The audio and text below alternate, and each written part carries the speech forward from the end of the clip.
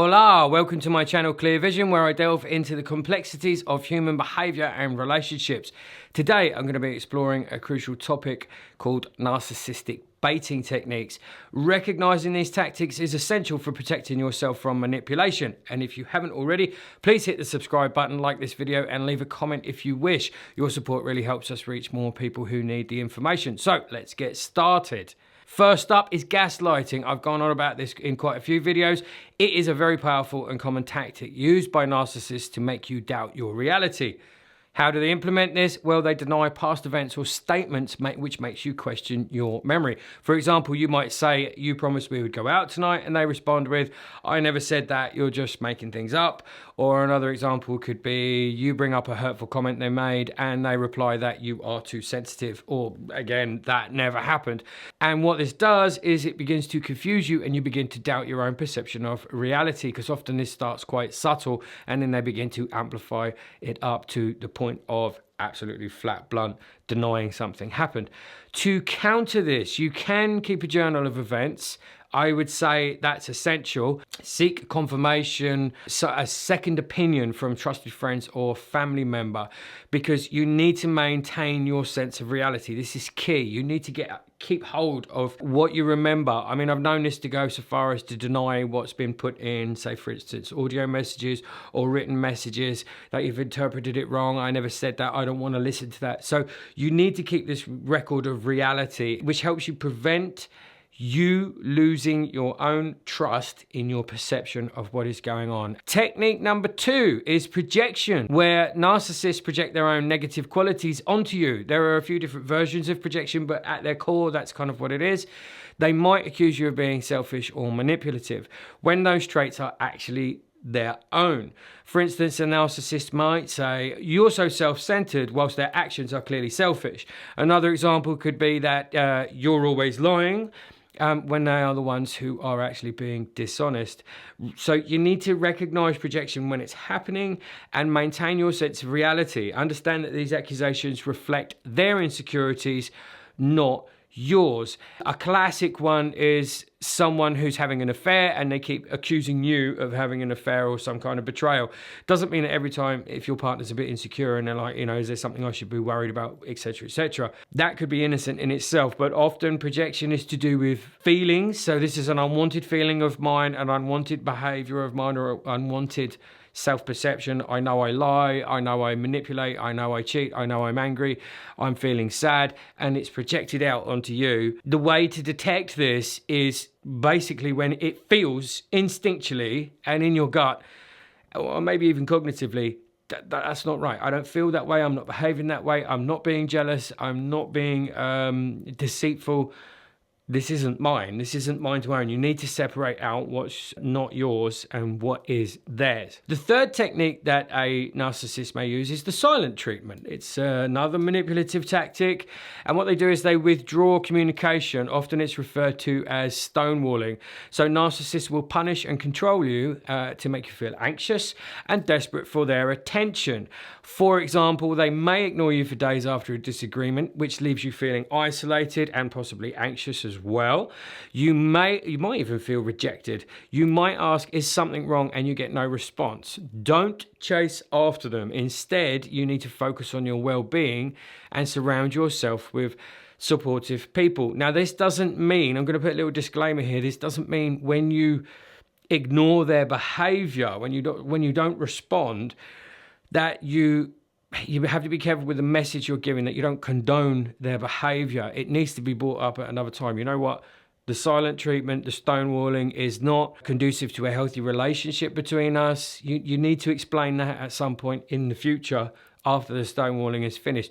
I mean, if you are actually in a relationship with a narcissist, then the best advice is to get out, to leave, because this is only going to get worse over time. But if your partner does have a habit of stonewalling, you can talk to them about it in the future. And like I said, this is not healthy for us. And if your partner is willing to maintain the relationship and bring it to a healthy level, they will seek support and maybe some therapy to help them with their silence. Because also sometimes people can find it overwhelming to be in a disagreement with their partner. The feelings they're experiencing are overwhelming, and so then they shut down. So you need to be careful before you point the finger and say, this is stonewalling, this is the silent treatment, because you can go down a different road and actually maybe your partner needed support. Now, another thing on the silent treatment, I've done videos on all these gaslighting and so I've done individual videos. There's another aspect to the silent treatment. There's another reason to stay passive in these moments. Because if you're dealing with a narcissist, the moment you bite, the moment you become aggressive, the moment you become inflamed about their behavior in some way, or even if you kind of break down in tears, if you break down in tears, they're probably going to look at you with nothing but pity, and they're going to use that against you, and they're going to weaponize your emotions. And so they will weaponize your anger as well. And they go, oh, look at you. See, look, that's why I go silent. You go back to this kind of like gaslighting scenario where it's like, well, I wasn't giving you the silent treatment. I was just giving some time out, and you've kicked off. Look at you. You can't control your temper. You can't control this. So then now they're back into the gaslighting, using the silent treatment as a tool to get there, and then weaponizing your response. So the best response you can have is to be passive, carry on doing your thing, no matter how difficult that may be. And then in future, when there's a calm moment, then you bring the topic up, because then that's where you put a boundary in. And in fact, with all of these kind of narcissistic baiting techniques, if you like, these manipulation techniques, there are boundaries you need to put in. At the time, you need to adhere to the boundary, and then later on, you need to vocalize what that boundary is and sit down and talk about it. And if your partner maybe just has a couple of narcissistic traits and is not a full-blown narcissist, you will actually get somewhere. But I digress. Next, narcissists may use the technique of intrigue by dangling vague or nonsensical information to pique your curiosity and create anxiety. They thrive on capturing your attention and consuming your time and mental energy. You are narcissistic fuel supply. So, for example, they might say, I can't believe you can't see what's going on over there, without providing any details when you ask. What are you talking about? And they respond with, if you're so oblivious, then maybe you should think about it, which leaves you kind of a little bit confused, and it's a bit of a what the fuck moment. Another example is when they say, I feel bad telling you this. Never mind, I shouldn't have said anything, which then again just leaves you anxious and guessing. What they're doing is they're dangling you on the end of a string. It's a hook, it's a carrot. It's to get you dancing to their tune. It's to get you curious. This is all about your focus becoming just on them. And that's what they want. They want to get all of your attention. They want themselves to be the center of your world. And these are all tactics to make sure that this happens. Sometimes these are also seen as, like, if you see them on social media, people are accused of attention seeking. So it's like, oh, you know, someone might put up on a status or something, I can't believe what's going on right now, and then actually not respond to it. It can be attention seeking, it can be narcissistic, whatever. Just be aware that it's out there, and if it's happening within the relationship, because what will happen over time is you'll start having these WTF moments, and eventually you're going to sink into, you're going to be begging for information. And again, now you're just kind of like a lapdog at their feet, constantly trying to get out of them what it is they supposedly have to give you. So like I said, this is a tactic to keep you guessing and maintain control over your reactions. Number 5, comparisons. Narcissists will often compare you to others to provoke insecurity and competition. During the idealization phase, sometimes referred to as love bombing, their comparisons might be positive. So like, you're so much better than my ex, you're da-da-da-da-da. They shouldn't really be in the conversation, but it depends how heartfelt the conversation is. Again, gauge the situation. If someone is talking about a previous relationship, and so are you, and you're talking about how much you've grown, how much happier you are, and that you've noticed that this relationship is da-da-da-da-da, then great. But it's when these comparisons move and become negative. For example, why can't you be more like someone else? I just wish you were like so-and-so and so-and-so. My ex used to do this for me all the time. My ex would never have done that. My ex respected me much more. I mean, all of this stuff. Why don't you dress more like my ex, my friend, this person, that person? So now you've moved from this idealization and telling you how much better you are than every other relationship you've ever had to Now you're not. And that's where the cognitive dissonance kicks in, and that's where you begin to try harder. Often, if people have been through this before or they're educated on this subject, I mean, being educated on the subject doesn't guarantee you're impervious to the manipulation techniques of a narcissist. But when armed with more knowledge, hopefully you spot it sooner and remove yourself from the situation quicker. The same with if you've experienced it before in a previous relationship, you may well recognize it, but if your self-esteem is already quite low after previous relationship, you may well succumb to such a tactic. But acknowledge this tactic and all the others I've mentioned, and avoid getting drawn into unhealthy comparison, because comparisons are meant to undermine your confidence. Technique number 6, blame shifting. Blame shifting is when narcissists deflect responsibility for their actions onto you or others. They might say, if you hadn't have done this, I wouldn't have acted that way. So, for example, if you weren't so demanding, I wouldn't have yelled at you. Or it's your fault I'm late, you made me lose track of time. You need to recognize the tactic and do not accept unjust blame. Hold them accountable for their own actions. You can state something like, I understand you're upset, but this behavior is really not my responsibility. You being late is not my responsibility. Your problems at work are not my responsibility. And the fact that you're angry is not my responsibility. Now, this is where it gets tricky. There's an element of very tempting to go kind of like, well, actually you're angry and that's nothing to do with me. Now, if you guys have had, again, this is where you need to gauge the situation.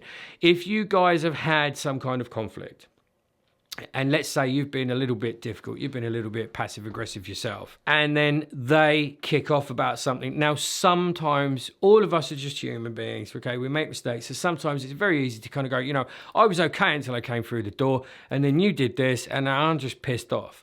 Okay, that's one thing. It's when it's continuous. It's when, let's say, the supposed narcissist never takes responsibility, never owns anything. It's always something to do with somebody else. It's always something to do with you. So they're laying this blame everywhere else. And they'll probably match that with them being amazing and perfect and all the other stuff. Like I said in a lot of my videos, to kind of determine whether or not you're in a relationship with a narcissist, there needs to be multiple behaviors, manipulations going on in order for you to kind of go, yeah, this is what I'm dealing with. You know, it's very easy to label someone, especially nowadays. Everybody's kind of pointing the finger and one particular narcissistic technique or one particular manipulation that may well be being used within a relationship. And that's like, wow, they're a narcissist. It's like, we're all human beings. We are all capable of manipulation. We all do it to some point.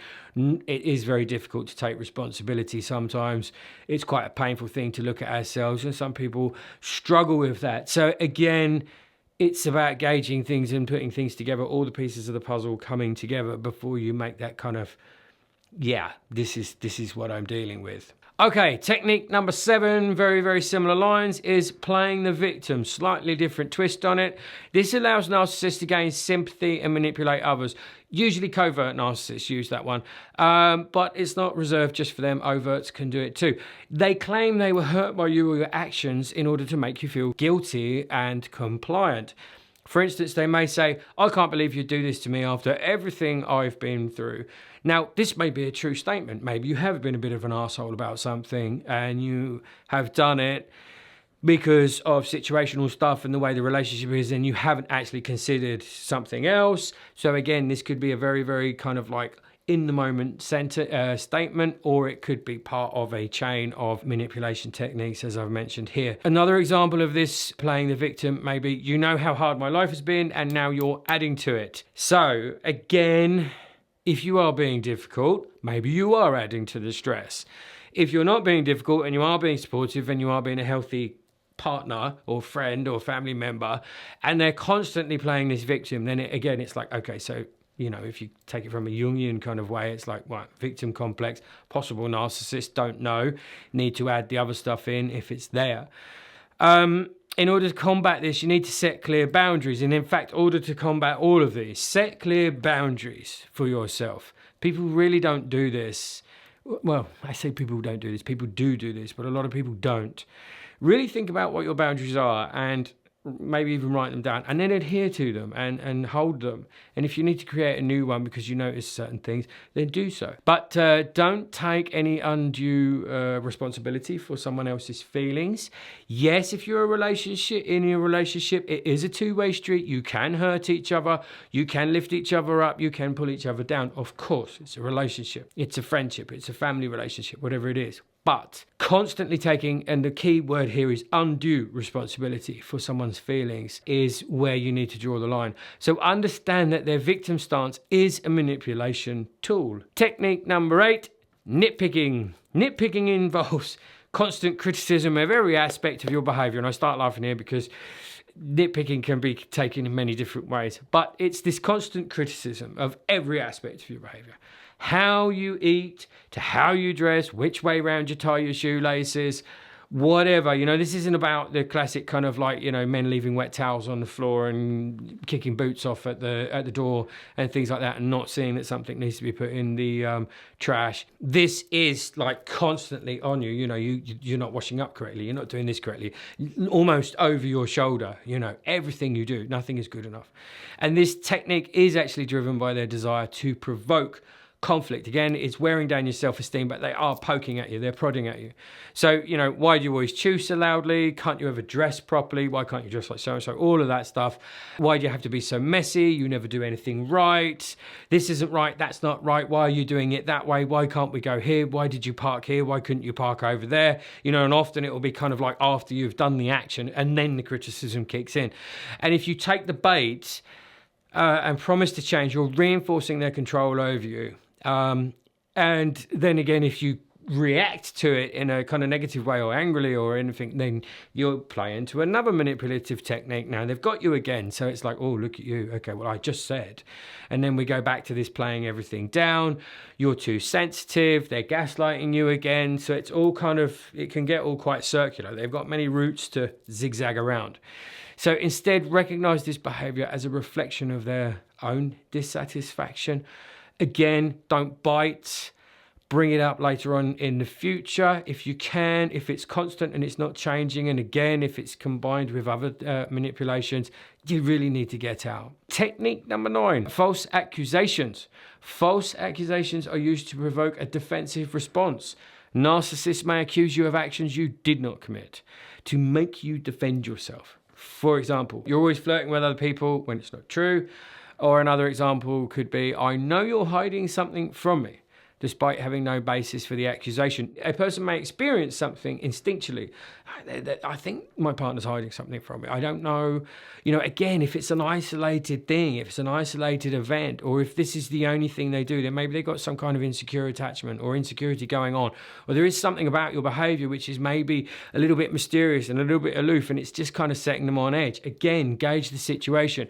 But if you are getting these constant false accusations, maybe this is a manipulation technique. So again, stay calm, document interactions, get reality checks, check in with friends, to get the secondary opinion, and avoid engaging in defending yourself. Again, this kind of playing passive you need to be careful with because you don't want to condone behavior. So you need to bring it up at a later date. But if you stay passive, stay calm and document all of this, you will maintain a lot more control over, first of all, your reactions, and then be able to make some kind of objective decision about where you're going in the future within this relationship. Technique number 10, smear campaigns and flying monkeys. So the smear campaign, narcissists feel they are losing control. They will spread lies to damage your reputation.